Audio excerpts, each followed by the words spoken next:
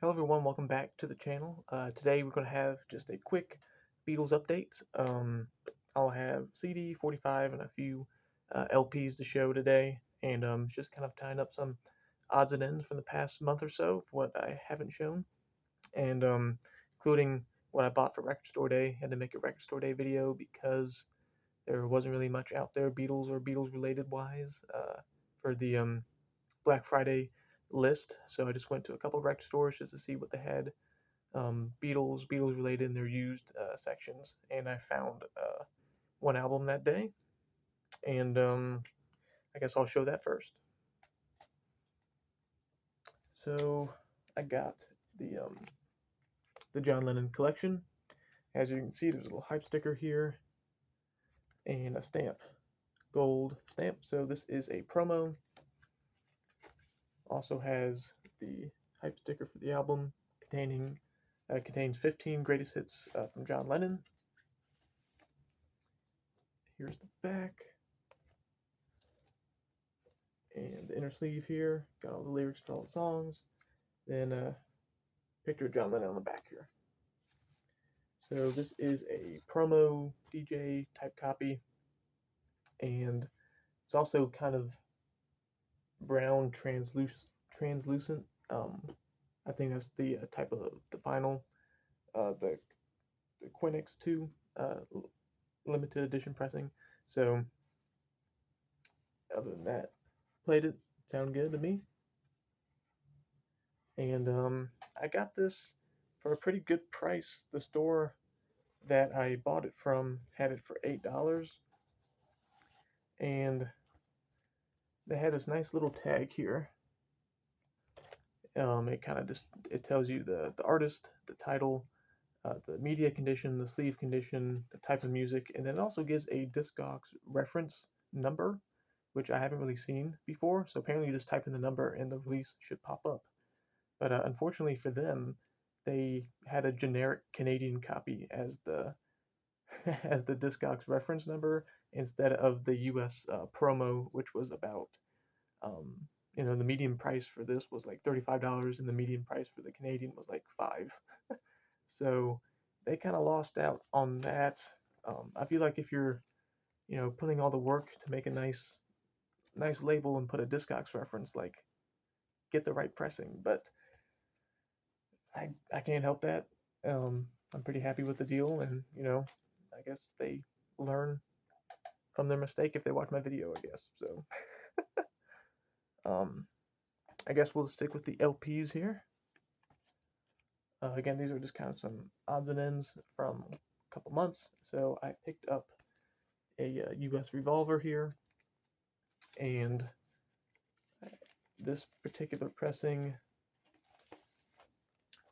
it's also in pretty nice shape as well.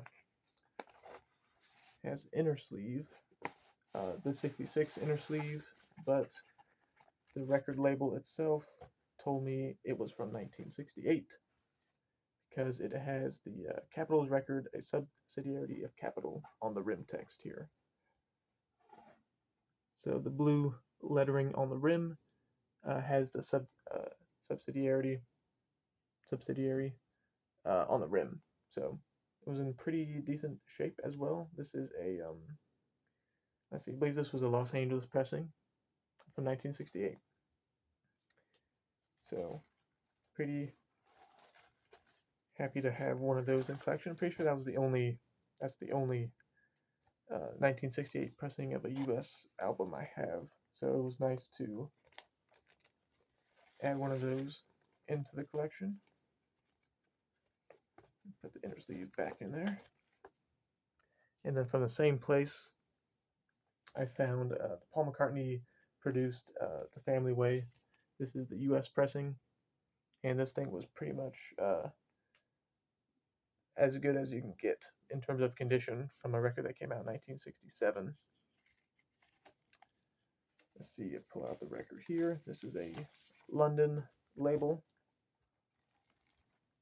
and it just looks hardly played at all. So I thought that was pretty cool to have to get something Beatles, Paul McCartney related. I'll probably put this album under his solo stuff in my cataloging and just put it as the first record in front of McCartney 1. So let me put this back in here. Here's the back as well.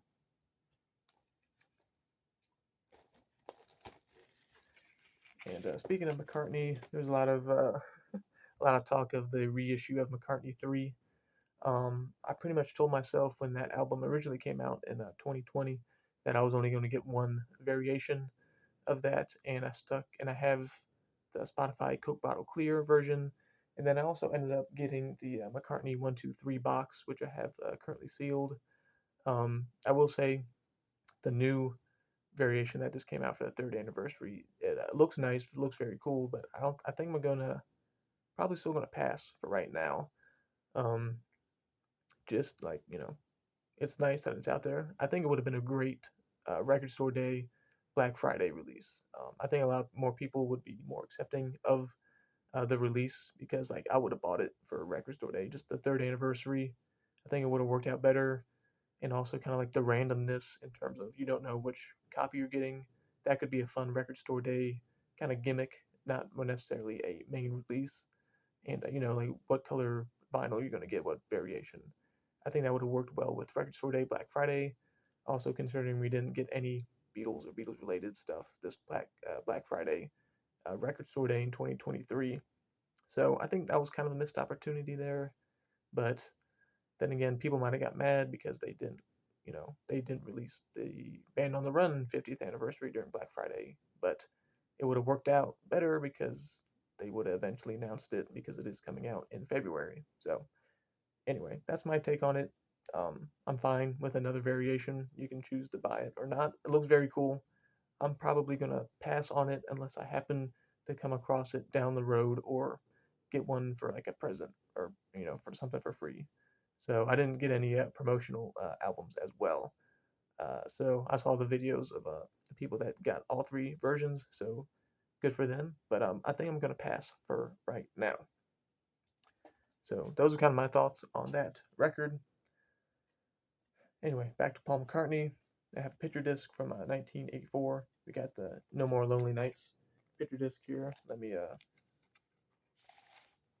comes in a PVC kind of plastic with the hype sticker. So I kind of just took that out just to kind of protect the record. Looks like it's already kind of yellowish anyway here, but there's the front. And then on the back side, you have Silly Love Songs and No More Lonely Nights, the ballad version.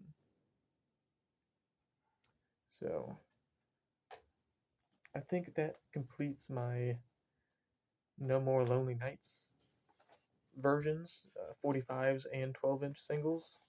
So that's pretty cool. I have a stock copy, a promo copy, white label promo, a couple different. No, I think I need one more 12-inch single. I think it's just the standard U.S. promo 12-inch single. I think I have all the other variations. So I'll keep an eye out for that. Next up, same place where I got that picture disc. I also got this record here, and that's also the same place where I got the Lost George Harrison mix white album here. But I already made a video on that, so I won't show that again. But I did get a UK George Harrison 45 here of My Sweet Lord and What Is Life. This is a 1971 copy, and as you can see, there was like a sticker here. It was like had like a $20 orange sticker on it. I didn't get it. I didn't pay $20 for this, but I tried to take it off the best I could. It was working pretty well, and then the last bit ripped off the label. So that's unfortunate, but it's honestly better than the label the sticker on there. So this is backed up with What Is Life, which is a different track listing than what we had in the U.S., which was My Sweet Lord and Isn't It a Pity. So I'm happy to kind of get that variation there from George. And then the last item I have today, I was going through my CDs, kind of organizing them a little bit since I got kind of like one of those tower CD holders recently. So I was kind of organizing those, putting all the CDs I got in there. So I was just trying to see what I kind of needed or kind of wanted. I have all the like the 2009 remastered CDs, but I kind of want like an original CD, like from the 80s or so. So I picked up the White Album. The very next day, I was going through that. Went to a bookstore and got a Beatles White Album, and they accidentally priced this as an ELO CD for $3.80. So White Album, front and back, and this is on the kind of Parlophone Apple CD. There comes with a little booklet and kind of shows the portraits, Beatles, and it's pretty much just the poster of the White Album is kind of cut up into pages, front and back, has lyrics, and then pictures of the collaged poster. And it also has, you know, the portraits we all know. So there you go. And then there is CD 2.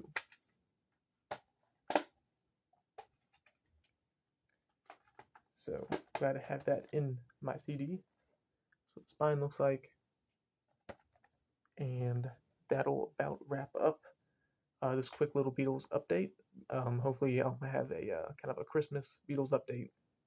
I'm guessing I'll get some sort of Beatles stuff during that time, and I will have a Beatles buying guide video out here during December, and then I'm also going to make a 500 subs special video special. I just need to put some new arrivals into my catalog to see which record is number 500 in my spreadsheet, so I can make a little video about it. So I hope you enjoyed this quick Beatles update, and thanks for watching, and keep on finding some new Beatles stuff.